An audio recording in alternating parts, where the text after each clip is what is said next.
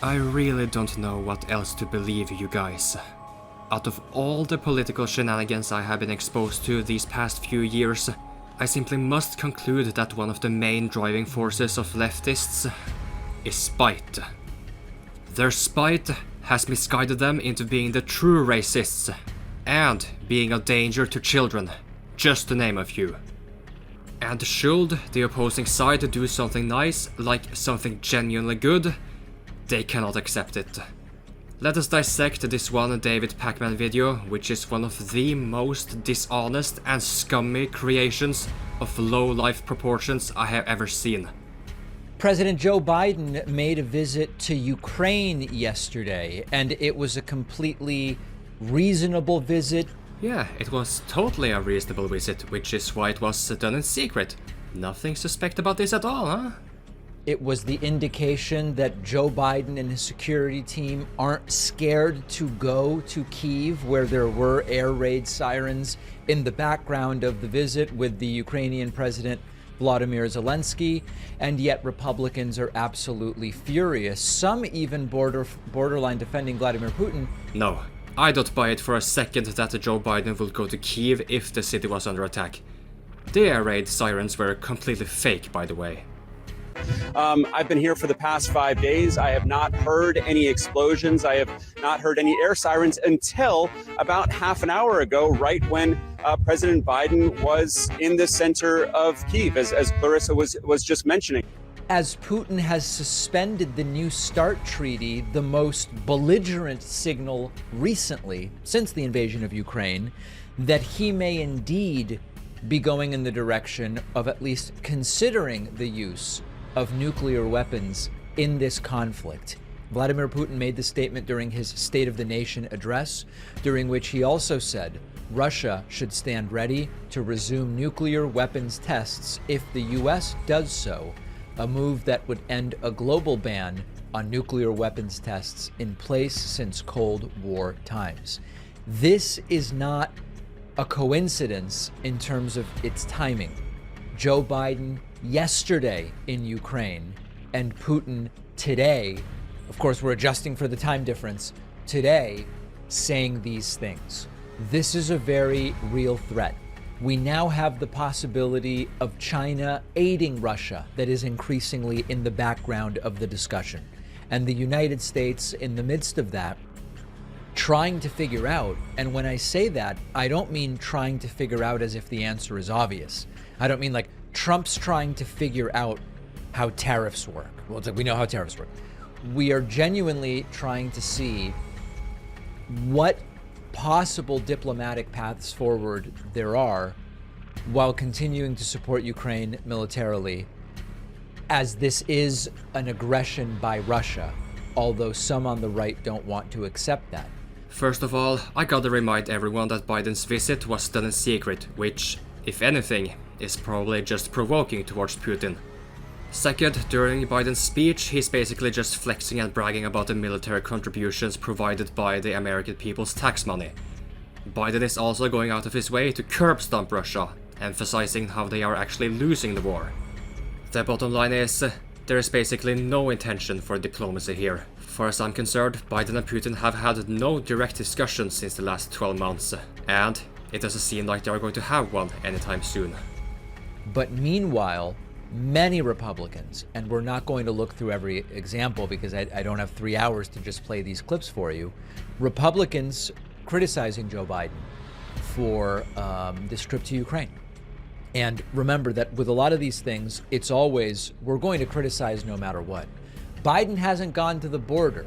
Kamala hasn't gone to the border.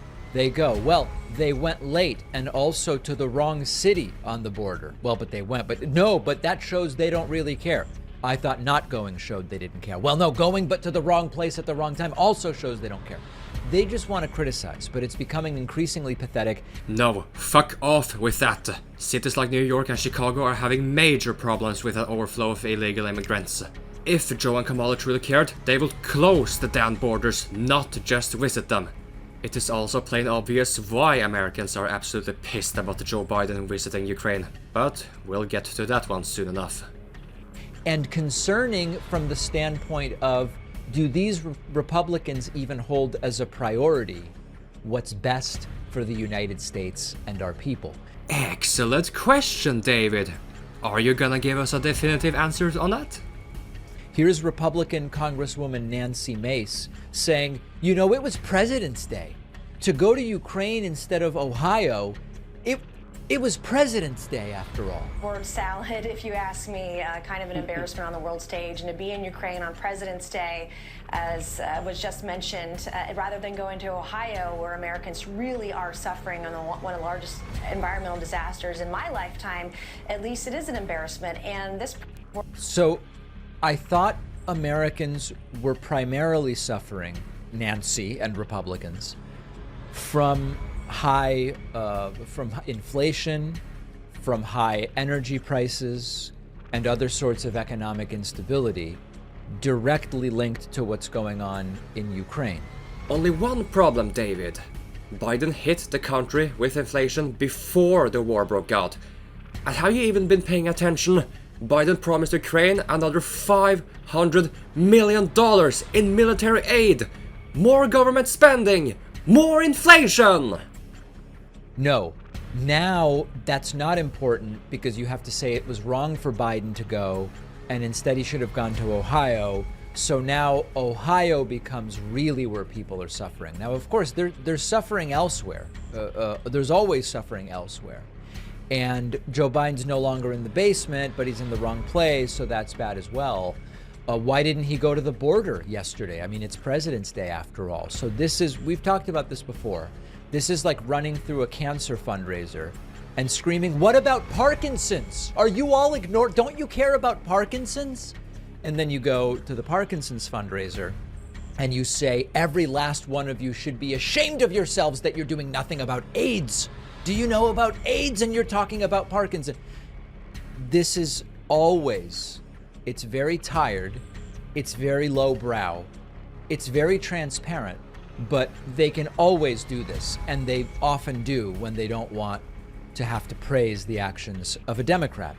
Donald Trump also held an event yesterday in Palm Beach. We're going to look at this event more extensively later, but there was one moment where Donald Trump also, same line, criticized Biden for going to Ukraine, but not to Ohio. Done in 2 years, nobody's ever seen anything like it. And even now you have a president going to Ukraine and you have people in Ohio that are in desperate need of help. And I was very proud to say that I announced I was going to Ohio. You know, FEMA said we're not going to give them anything. He was proud of himself about the announcement that he made. The Biden administration said we're not going to give them anything.